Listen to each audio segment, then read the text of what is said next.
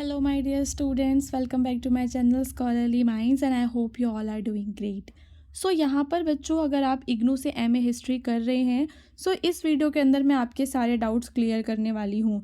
First of all जब भी आप लोग बच्चों इग्नू में एडमिशन लेती हैं सबसे पहले आप लोगों को यही नहीं पता चल पाता कि आपको अपने एग्ज़ाम कब देनी है।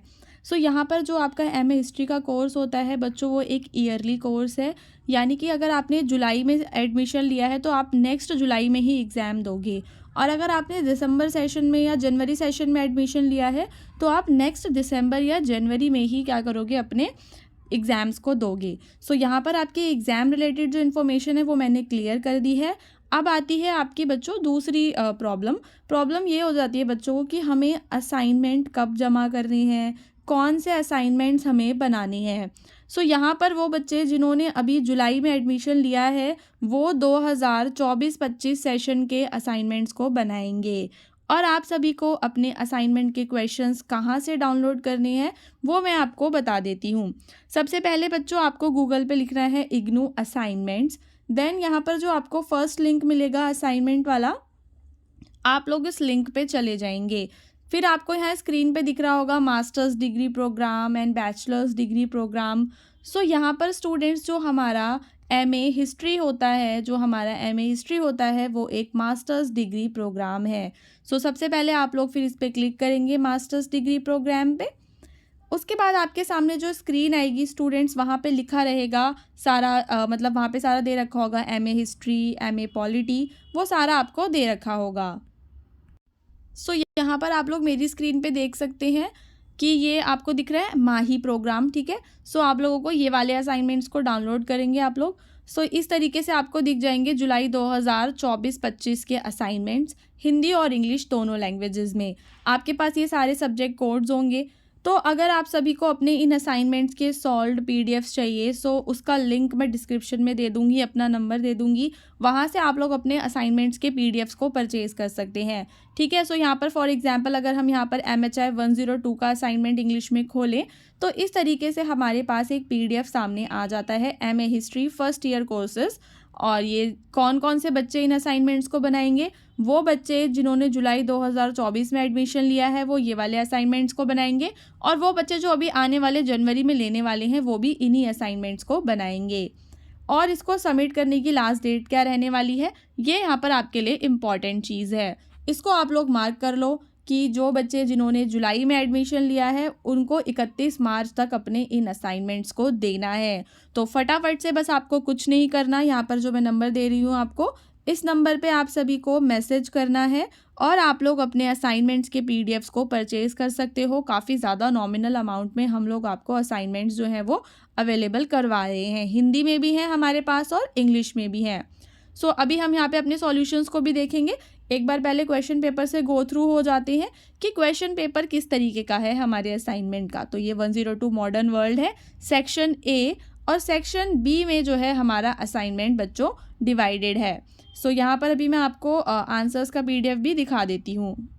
स्टूडेंट्स ये रहा आपका पीडीएफ। जो आपका कोड है वो क्या है, आपका कोड है MHI, ठीक है, MHI 102 आपका कोड है और इसका नाम है मॉडर्न वर्ल्ड। यहाँ पर आपको असाइनमेंट में जो गाइडलाइन दी हुई थी वो ये दी हुई थी कि आपको दोनों सेक्शंस में से क्वेश्चंस करने हैं, बट टोटल आपको क्वेश्चन 5 करने हैं। यानी कि आप एक सेक्शन में से 3 क्वेश्चन कर सकते हैं और दूसरे में से 2 क्वेश्चन कर सकते हैं, या फिर दूसरे में से 3 कर लो, पहले में से 2 कर लो, लेकिन टोटल आप कितने करोगे, 5 करोगे। आप ऐसा नहीं कर सकते कि आपने सेक्शन ए के ही 5 क्वेश्चंस कर दिए, वो गलत हो जाएगा। सबसे पहले यहाँ पर हमने 3 क्वेश्चंस अपने ले लिए हैं। क्वेश्चन नंबर 1 लिया है, 2 लिया है और हमारा क्वेश्चन नंबर 3 लिया है। क्वेश्चन नंबर 1 में हमसे पूछा है कि फ्रेंच रेवोल्यूशन का क्या रोल है। यहाँ पर हमने पूरा का पूरा जो फ्रेंच रेवोल्यूशन का रोल है वो बता रखा है, ठीक है। ये रहा आपका फ्रेंच रेवोल्यूशन का रोल, और ये हमने पूरा आपका जो आंसर है वो वर्ड लिमिट के अकॉर्डिंग ही दिया है। ठीक है। वर्ड लिमिट का हमें अपने असाइनमेंट में ध्यान रखना है। असाइनमेंट बनाते वक्त आप लोग वर्ड लिमिट का ध्यान रखोगे, अपनी राइटिंग का ध्यान रखोगे। किसी और से अपने असाइनमेंट्स को आप लोग नहीं बनवा सकते। अगर आप किसी और से बनवा रहे हो तो पूरा का पूरा असाइनमेंट फिर उसी से ही बनवाना। ये नहीं कि आधे असाइनमेंट में किसी और की राइटिंग है और फिर आधे में किसी और की है। लेकिन हमेशा आपको कोशिश करनी है कि आप अपने असाइनमेंट्स को खुद बनाएं, अपने असाइनमेंट्स के आंसर्स को स्वयं लिखें। लेकिन अब अगर आप लोगों की हेल्प के लिए आप लोग ऐसा कर सकते हो कि ये जो PDF है इसको हमारे नंबर पे मैसेज करके परचेज़ कर सकते हो। जो मेरे टीम मेंबर्स हैं, स्टूडेंट्स, वो आपको रिप्लाई कर देंगे और आपको सिर्फ वहाँ पर बताना है कि आपको कौन कौन से PDFs चाहिए और वो आपको PDF भेज देंगे। अपनी लैंग्वेज बताना मत भूलना, ठीक है। तो ये रहा हमारा वेलफेयर स्टेट वाला क्वेश्चन। इसको भी हमने इसी तरीके से लिखा है कि कैसे वो मेजर टर्निंग पॉइंट था लिबरल रिफॉर्म्स में सन 1900 में। और हमने अपने हर एक आंसर में स्टूडेंट्स कंक्लूजन ज़रूर दिया हुआ है, कंक्लूजन दिया हुआ है, समरी दी हुई है, ठीक है। ये बहुत ही ज़्यादा ज़रूरी एस्पेक्ट होता है किसी भी असाइनमेंट का। असाइनमेंट को बनाना कैसे है, क्या क्या आपको करना है, फ्रंट पेज पे क्या रहेगा, ये सारे के सारे जो बच्चों के डाउट्स होते हैं ये बहुत ज़्यादा होते हैं। सो ये सारे डाउट्स भी मैं क्लियर कर देती हूँ एक बार। देखो, सबसे पहले आपको क्या करना है, आपको डाउनलोड करना है गूगल से असाइनमेंट का फ्रंट पेज। फ्रंट पेज जब आप डाउनलोड करोगे तो आपको उसमें सारा डिटेल मिल जाएगा जो भी आपको फिल करना है।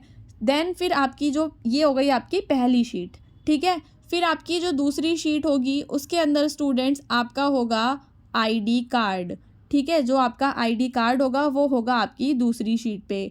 तीसरी शीट पे स्टूडेंट्स आपका होगा क्वेश्चन पेपर, ठीक है। तीसरी शीट पे क्या होगा, आपका क्वेश्चन पेपर होगा। देन फिर जो आप आंसर्स लिखोगे वो फोर्थ शीट से लिखने शुरू करोगे।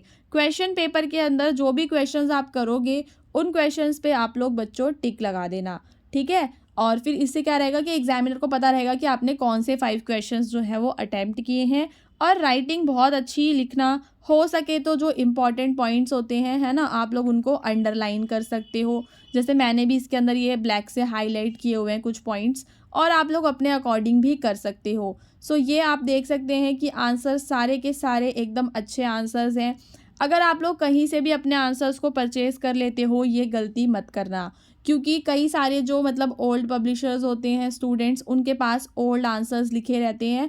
और कभी कभी, सारे मैं नहीं कह रही, कभी कभी ऐसा हो जाता है कि वो आपको पुराने आंसर्स ही दे देते हैं, जिसकी वजह से कई सारे बच्चे हैं जिनके असाइनमेंट्स में कम नंबर आते हैं, ठीक है। आपको कोशिश ये करनी है कि अगर आपको अपनी परसेंटेज अच्छी बनानी है तो आप लोग क्या करें कि असाइनमेंट्स को बहुत अच्छा बनाएं, ताकि वहाँ से आपको नंबर मिल जाएंगे। सपोज़ कि अगर आपके 80+ नंबर आ रहे हैं, 90+ नंबर आ रहे हैं, तो फिर आपको ज़्यादा मतलब एग्ज़ाम में भी ज़्यादा मेहनत नहीं करनी पड़ेगी और आपकी जो परसेंटेज है वो भी अच्छी बन जाएगी। बिकॉज 60% से नीचे परसेंटेज लेकर अगर आप लोग पोस्ट ग्रेजुएशन कर रहे हो, सो उसका भी आपका कोई फ़ायदा नहीं होता। सो यहाँ पर हमने देखा, ये हमारा क्वेश्चन नंबर 1 था। उसके बाद बच्चों ये क्वेश्चन नंबर 1 आप लोग देख सकते हैं, फिर ये आप लोग क्वेश्चन नंबर 2 देख सकते हैं। क्योंकि कई सारे बच्चों को ये डाउट रहता है, वो मैसेज करके पूछते हैं कि सर क्या बोलते हैं कि मतलब वर्ड लिमिट के अकॉर्डिंग होगा, PDF कैसा होगा। उन लोगों को ट्रस्ट भी नहीं होता कभी कभी, लेकिन ऐसा कुछ भी नहीं है। हमने सारे के सारे जो आंसर्स हैं वो एकदम लेटेस्ट लिखे हैं, ठीक है। उसके बाद मैंने 6, 7, 8 क्वेश्चन का भी दे रखा है, यानी कि मतलब मैंने टोटल 6 क्वेश्चंस के आंसर्स दिए हैं बच्चों, लेकिन आपको करने 5 हैं। तो आप लोग कोई से भी 5 कर लेना, ठीक है। The rise and development of the cold war है, जैसे कि इसमें हमें बताना था कि कोल्ड वॉर के बारे में, ओके।